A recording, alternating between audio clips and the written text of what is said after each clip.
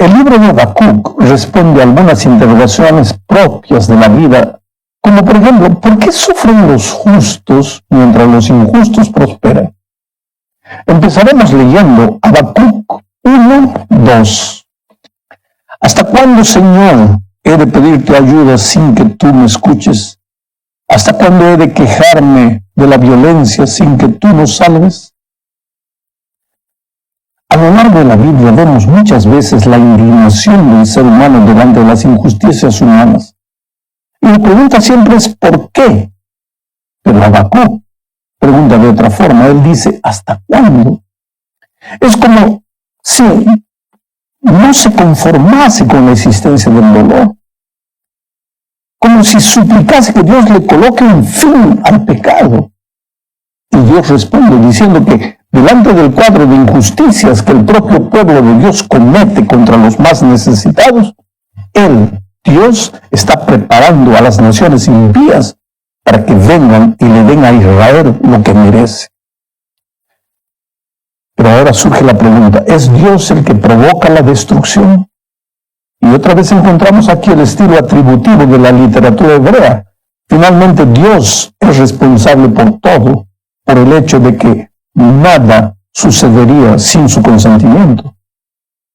Como cuando en Éxodo se dice que Dios endureció el corazón de Faraón, pero la verdad es que Dios no había endurecido el corazón de Faraón. Dios nunca envía nada de nuevo. Él solamente permite que el pueblo coseche lo que sembró.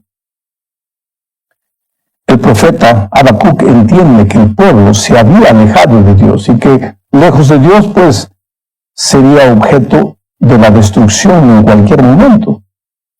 Pero lo que no entiende Habacuc es por qué Dios va a usar una nación pagana como Babilonia para traer destrucción a su pueblo, a Israel. Por malos que los israelitas hubiesen sido, ¿acaso los babilonios no eran peores? Pero lo que el profeta no entiende es que las circunstancias del mundo estaban planteadas de esa manera. En aquel momento histórico, Babilonia era la nación que dominaba el mundo.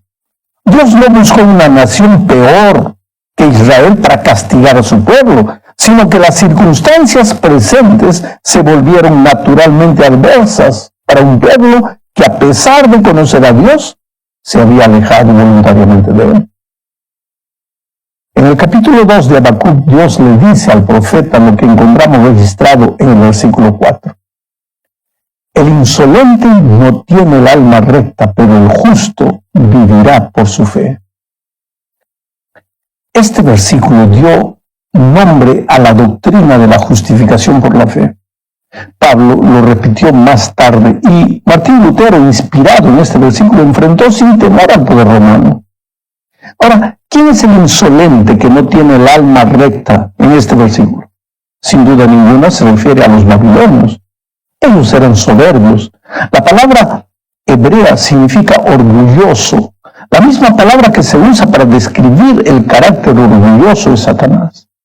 Los babilonios sentían mucho orgullo de su poderío militar, de sus grandes conquistas. Habían construido un imperio impresionante que ellos consideraban invencibles.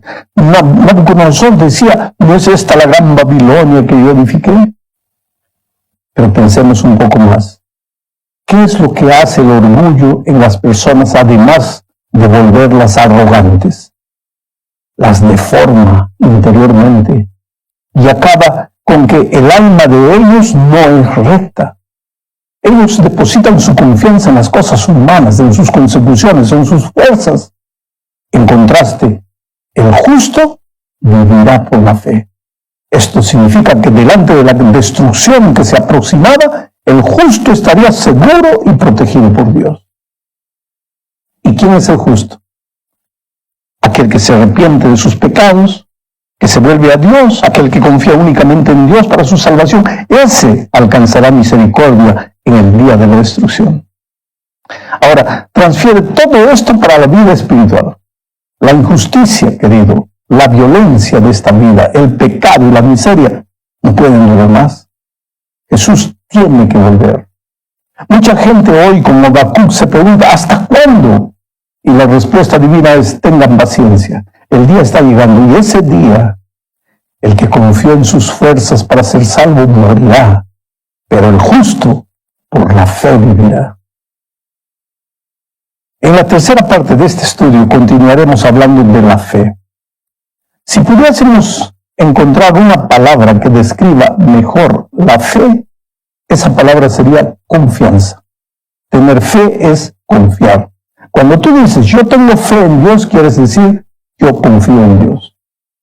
Esto es básico en la experiencia cristiana, porque hay muchas circunstancias de la vida en las cuales Dios no necesita explicarte nada. Tú es que necesitas confiar en Dios. ¿Pero por qué? Es que Dios te ha dado suficientes motivos para que confíes en Él. A Israel lo había librado con mano fuerte de la esclavitud de Egipto, lo había conducido en seguridad a través del Mar Rojo, lo había cuidado en el desierto, le había dado comida, agua, sombra, calor. ¿Qué motivo tenían ellos para dudar de Dios? Digo más, está bien que el pueblo de Dios dudase, pero ¿qué motivo tenía el profeta para discutir tanto con Dios sobre la injusticia que se había apoderado de la tierra? ¿Es que él creía que Dios se había olvidado en su pueblo? Mira, creo que a medida que nos aproximemos del fin, necesitaremos cada vez más desarrollar la fe, o sea, la confianza en Dios.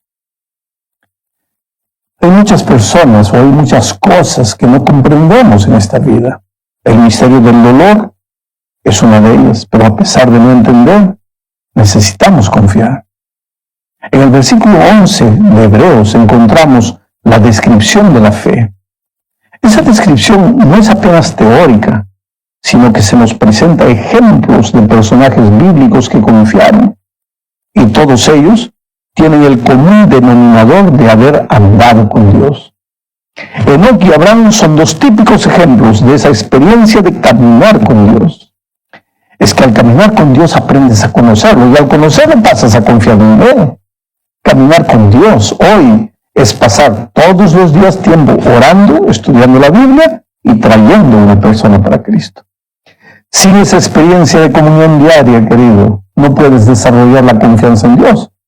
Y si no confías en Dios, es lógico que en la hora del dolor, lo primero que te vas a preguntar es ¿por qué? ¿Por qué? ¿Por qué? Pero si tienes confianza en Dios, ¿vas a llorar? Claro que vas a llorar porque duele.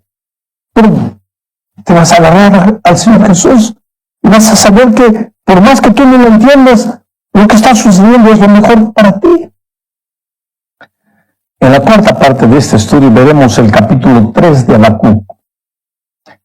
Cuando el profeta empezó a escribir su libro, estaba en el fondo del valle, sin entender a Dios. Entonces fue a la montaña a preguntarle a Dios, a buscar respuestas para las cosas que no entendía. Allí en la montaña, él ve la gloria de Dios y aprende que debe confiar, que el justo por la fe vivirá. Entonces empieza a saltar como una gacela. Mira lo que dice Habacuc 3:19. El Señor omnipotente es mi fuerza, da a mis pies la ligereza de una gacela y me hace caminar por las alturas. ¿Por qué alturas? ¿A qué altura se refiere? Ahora el profeta está por encima de las dudas, en las alturas de la confianza en Dios, donde lo único que te importa es que estás seguro en los brazos del Señor. Pero observa un detalle en la vida de Habacuc. Las circunstancias continúan siendo las mismas. La injusticia, la violencia reinan absolutas, pero él ahora ha cambiado de actitud y vive por las promesas y no por las explicaciones. En otras palabras, ha aprendido a confiar en Dios. El capítulo 3 de Habacuc es un salmo de oración. La oración del profeta es una oración de adoración, de alabanza. Es un cántico de confianza a pesar de que la destrucción se aproxima. Voy a leer Habacuc 3, 17 y 18. Mira, para mí es tan emocionante con esto, ¿sabes? Podría yo decirle eso a Dios.